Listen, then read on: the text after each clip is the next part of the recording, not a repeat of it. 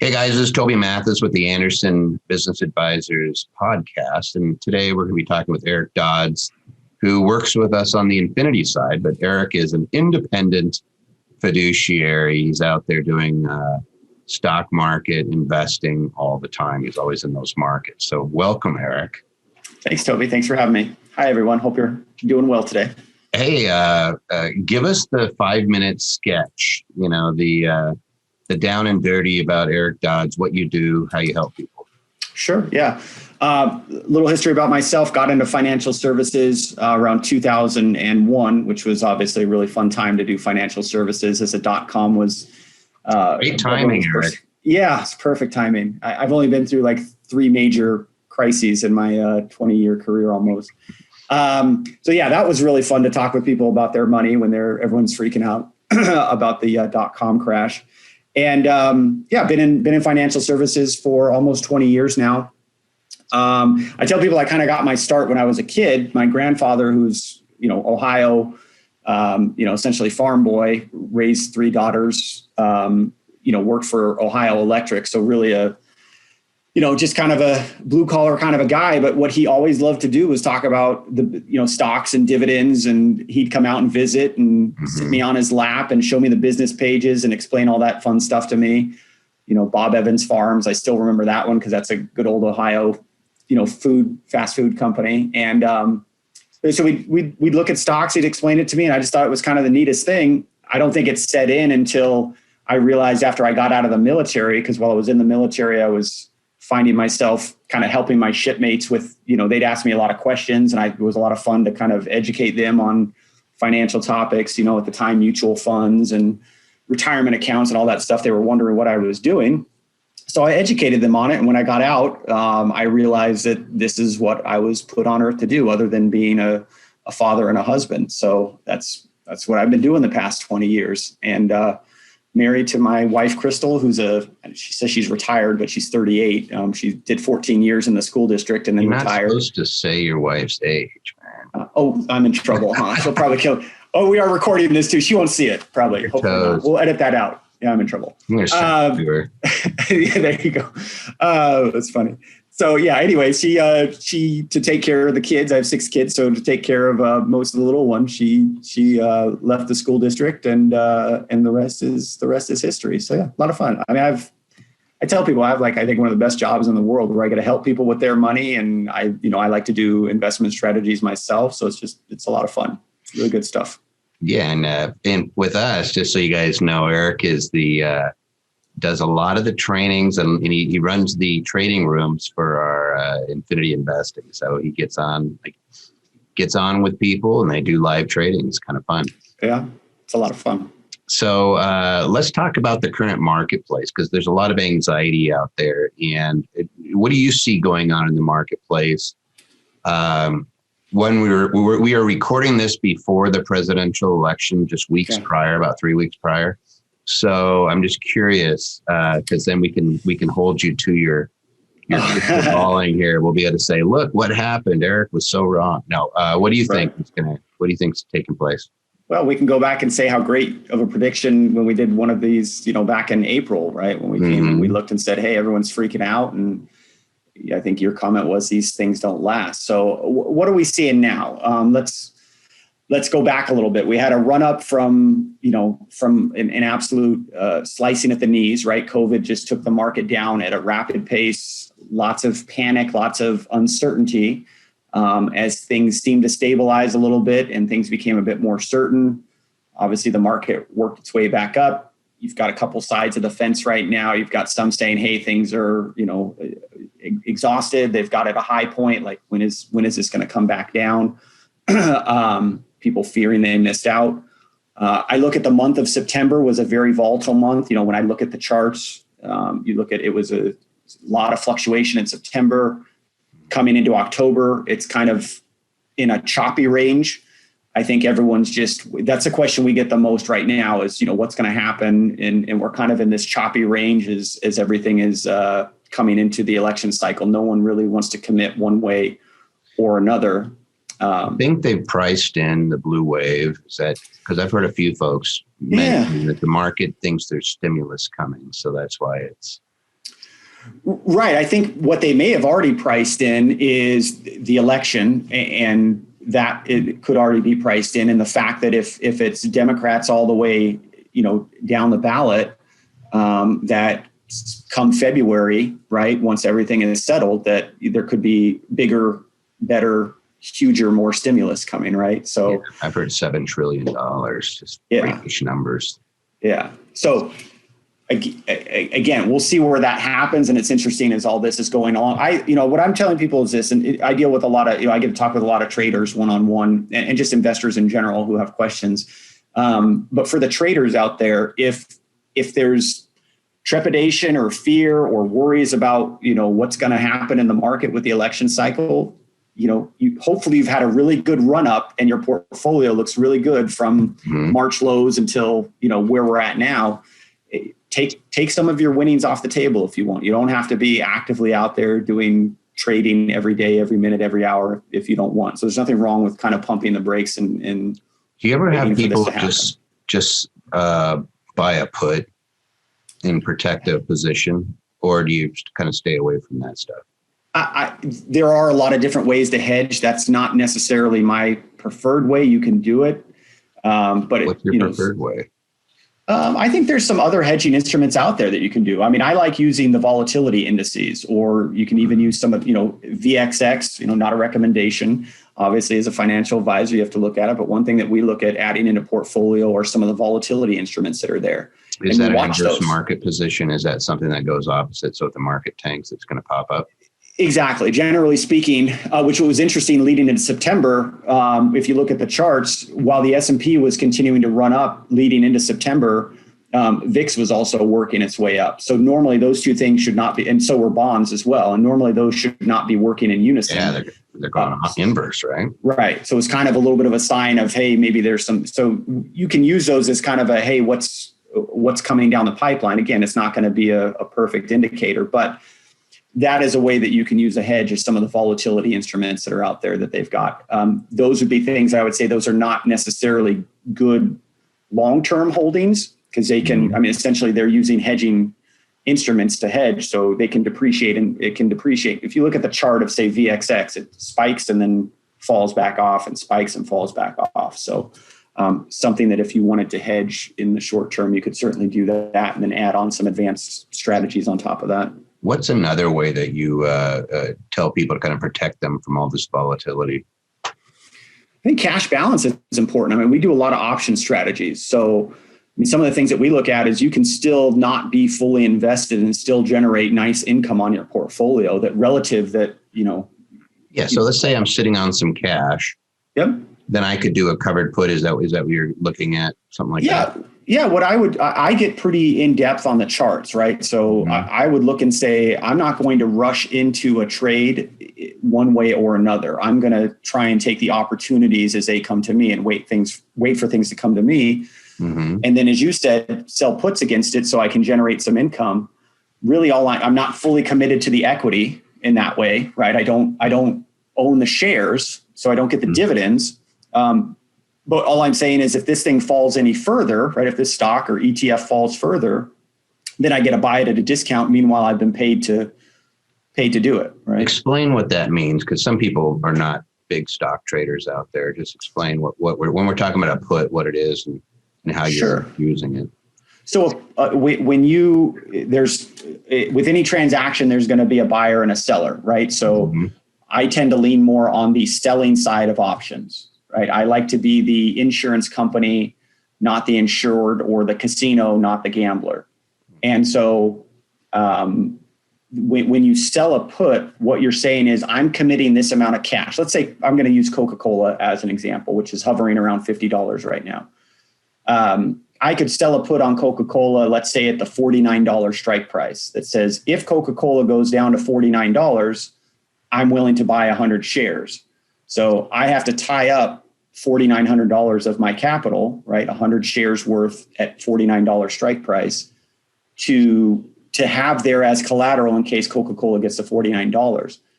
As the premium seller, right? As the one who sold the option, the premium buyer or the buyer of the option has to pay me a premium right? So I actually can use that income and effectively generate income off of my cash. And, you use that as capital that if Coca-Cola does get to $49, I buy the shares and I'll start turning around and selling options against it. So a put is a fancy way of saying to somebody, you can make me buy it at a certain price. Right. So if Coca-Cola is at 50 and you buy it at 50, you can sell a put at $49.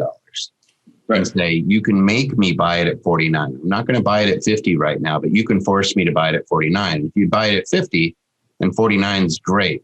Right. And not only do you buy it at 49, but they pay you so they can force you to buy it at 49.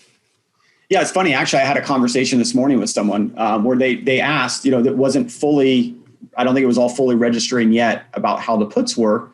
Mm-hmm. And she said, well, if I want to buy it at 47.50, why don't I just watch it every day? And then when it gets to 47.50, I'll buy it. And I said, well, here's the way it works. You can either wait or you can get paid to wait. Which one sounds better to you, right? I'd rather get paid to wait for it to come down. Yeah, it's just this is if you have the cash sitting aside. So yep. What we don't ever talk about is naked puts. That's when you're selling somebody the right to make you buy something where you don't have the cash or the shares. You make sure you have the cash aside just so that we're keeping them out of trouble. Yeah, and even worse than that would be a naked call, right? Where effectively you have an unlimited amount of risk there because you have to sell them the shares, and if you don't have those shares, now you're sitting out there. You got to buy them at whatever that going rate is. And no naked. We'll just make it real simple. Yeah. No naked. Exactly. You always got to be covered. Just remember that we don't run around exposing ourselves to the public. So. Even though we're on Zoom calls and they can't see us from the waist down. That's right. No, make sure you're covered. That's interesting. What are some of the things that the people you work with are doing that's been successful recently? So again, it goes back to the charts. And I think the biggest thing for if you're going to be an investor or a trader is to have a system, right? Not every system is going to be right for you, but discipline, right? So you could go on YouTube and see 800 different opinions of when to buy and sell and when to do this.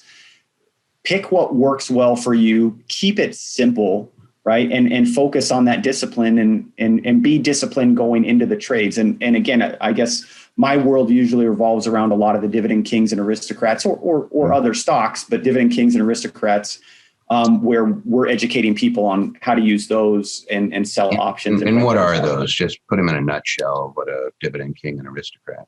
Yeah. So a dividend aristocrat is a stock that's, paid dividends for at least 25 years. So they've made it to an elite club where they've paid and raised dividends for 25 years. A king is one that's done it for 50 years. So again, it doesn't mean that they are, again, completely prevented from going down, but we're trying in the infinity model of that is we're trying to filter the universe to stocks who have had a lot of that have had a lot of consistency in them. So compare that with a growth stock. Like everybody hears about Apple and Facebook and Netflix and Google, and they're chasing after these things, and Tesla is going to go up $1 million. What's the difference between a dividend king or aristocrat philosophically from a growth stock? I would say it's just that growth versus value, right? So on the kings and aristocrats, those are value stocks. You're not paying for the 20% up years or 50% up years or whatever it may be. You're paying for the consistency. I guess an analogy, I got a lot of, I like sports. So a good sports analogy is you've got your singles and doubles, hitter. That's your kings and aristocrats. And then you've got your home run hitter. But unfortunately, on the home run hitters, they can sometimes strike out, right? And that's your growth stocks. It's McGwire. So yeah, that's McGwire. I love McGwire. I loved watching him play growing up. I think he had the most strikeouts. I forget who it was, Barry Bonds or McGwire. One of those guys just struck out like an insane amount of time, but they also bashed a lot of home runs. Oh yeah. I'll never forget that McGwire Sosa summer though, where they were just both going neck and neck, hitting home runs back and forth. That was pretty cool. So yeah, that's what I would look at it. And so your lineup, right? Your all-star team has to be your all-star team, right? You're going to be the ones drafting these players. If you want a couple of home run hitters in there, that's up to you, right? But just know those are going to operate a lot different than, a king and aristocrat where it's, tends to be more stable, not all those wild fluctuations. So a little bit more consistent. Tend to score a lot more runs. Let's just put it that way. If you're sticking to the fundamentals and doing doubles and singles, you'll get more people across home plate than if you're trying to go after home runs all the time. Not that home runs are bad. They're exciting, right? But that you do have a lot of strikeouts and you have a lot of times when you go through slumps. So in a nutshell, the way I look at it is if I'm going to own something, I want it to pay me. So if I'm going to own a business, I want it to pay me something. I don't want to just wonder, hey, maybe I'll sell it in 10 years and it'll double. That's not exciting to me because that's not a continuous revenue stream. What's exciting for me is if I own like a house, I want to rent it to somebody and I want those rents. Right. And that's what a king is, that it's paying you to own it versus like an Amazon may never give you a single bit of profit ever. They just may retain all their money. Yeah, you're a cash flow guy. So you get it. You're a real estate cash flow guy. So you get the idea of essentially treating these, consistent rental stocks. The first set of rent is going to be dividends. And then we talk about in the investing rooms and we talk about on all the workshops that we do, we talk about how you can take that first layer of income and you can add on another 1 to 2 layers of income on top of it. So now you have, potentially 3 incomes coming from the same block of capital. How do you add the additional layers? What are the additional layers for you? So if I'm doing kind of I guess I would call the more advanced strategy for that is selling puts initially, right? So I'm going to generate income on my cash. And that's my first set of income. If the stock falls down to the level at which I set the strike price at, then I own 100 shares. Now I can turn around and I get dividends. So that's income number 2.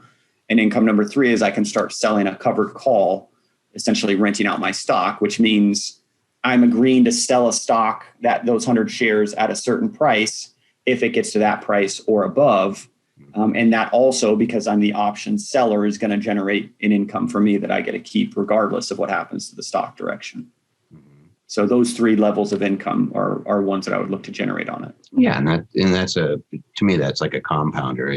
That's the secret sauce that generates you much more income over a lifetime. A lot of folks don't realize that when you look at the stock market, about 40% of its gains are from the dividends. And if you're buying a company that doesn't have dividends, then you just cut a lot of your opportunities for gain.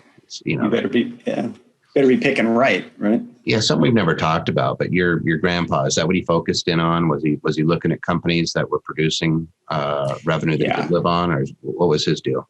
Well, he had a pension and Social Security back then, so he was pretty stable with that. But he loved investing, so he focused on value. He was more of a value. He was what you would call as a value. Now, I caught him, of course, later on in life, right? I'm talking. He was in his 70s and 80s when he was showing all this stuff to me. But yeah, he was definitely a value investor. Loved dividends. If you look at the portfolios that he had, and that money has passed on to the next generation, right? That's gone to my parents now. And so you look at those portfolios, a lot of those stocks are still in there, right? Those are just heavy dividend paying stocks that they bought way back then and still are holding. It's interesting. Buffett's considered like the grandfather of value investing. I just say that tongue in cheek because he's like the prototypical value investor, right? Yep. Though he's changed a lot recently, some of the things that he's doing just to keep up with the times. But the thing was Coca-Cola, when he bought Coca-Cola, the dividends that Coca-Cola is paying now would buy his shares, I think, on an annual basis. I forget the actual numbers, but it was like some ridiculous over the years. I think he bought them in the 80s. Over this period of time, the stock's grown and that dividend is still increasing every year. That now the dividends that he's receiving are just as a factor of the growth is enough to where it would buy all the shares. Like it covers the basis in those things. Right. So he's playing with the house's money at this point, basically. Oh, you're not just the house. Every year it's like you're doubling for what you originally put into it. So, and that's how compounding works. It goes kind of fun. Any other things that you're looking at with your crystal ball that you're thinking of in the future that you'd say people should be paying attention to? I just think that, from a Fed standpoint, I think they've been pretty clear that rates are going to stay low, which kind of signals, look, buy assets, right? Mm-hmm. That, you're going to have to be buying assets. And really the two things that, you can throw precious metals and cryptocurrencies in there if you want, as maybe off to the side as like a if you look at the Infinity model, maybe that falls into the cash portion. But generally speaking, I think what they're saying is real estate and stocks, right? We're kind of at a don't fight the Fed moment right now because they're printing and keeping rates low. And that's how it looks right now. So until otherwise, I think that's what we need to be doing. And keep your eye on inflation, right? Yeah. Well, and you have to have assets that are going to outpace inflation. So absolutely. Keeping it in cash is good at your own risk right now. Make sure that cash is doing something. Yep. Generating some income. Eric, I really appreciate you coming on. If somebody wants to get a hold of you, how do they get a hold of you? Well, I would love for them to go to the Infinity portal, right? Because if they're not members of the Infinity portal, they can either they can sign up for that, or they can, if they are, they can go there, and you've got my contact information there. Okay. You've got my email, Eric, ERIK at canyonridgegroup.com. Lots of different ways to get a hold of me, but so we'll throw that out there. We'll throw that out there. Yeah, and if you're part of Infinity, by all means, you're going to run across Eric anyway, because he teaches the Infinity workshop with me. We'll put the links up. You can always come in. It's free. It's not something that is beating you over the head with anything. We have a group. We like to invest together, and we like to grow together. And it's at a minimum, we have a monthly class that's free that people could certainly join. And there's enough videos in there to keep you busy for a long, long, long time. We got hours and hours and hours of this stuff. So anyway, thanks, Eric, for joining us. And I really appreciate your time, and I hope that you got something out of it. Thanks for having me. It was a lot of fun. Cool. See you next time. Thanks.